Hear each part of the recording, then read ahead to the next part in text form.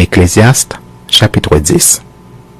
Les mouches mortes infectent et font fermenter l'huile du parfumeur. Un peu de folie l'emporte sur la sagesse et sur la gloire. Le cœur du sage est à sa droite et le cœur de l'insensé à sa gauche. Quand l'insensé marche dans un chemin, le sens lui manque.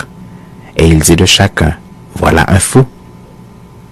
Si l'esprit de celui qui domine s'élève contre toi, ne quitte point ta place, car le calme prévient de grands péchés.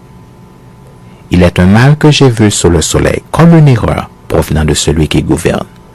La folie occupe des postes très élevés, et des riches sont assis dans l'abaissement.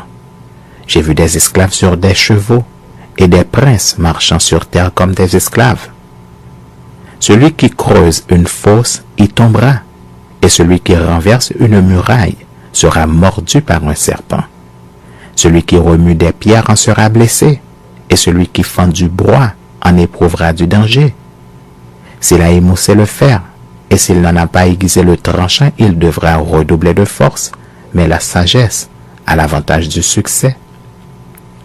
Si le serpent mord, faute d'enchantement, il n'y a point d'avantage pour l'enchanteur. Les paroles de la bouche du sage sont pleines de grâce, mais les lèvres de l'insensé causent sa perte.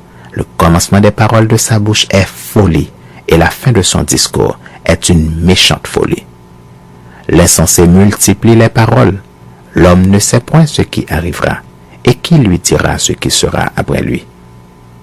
Le travail de l'insensé le fatigue parce qu'il ne sait pas aller à la ville.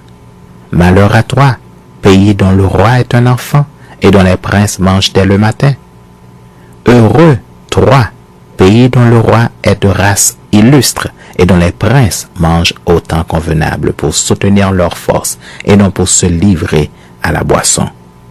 Quand les mains sont paresseuses, la charpente s'affaisse, et quand les mains sont lâches, la maison a des gouttières.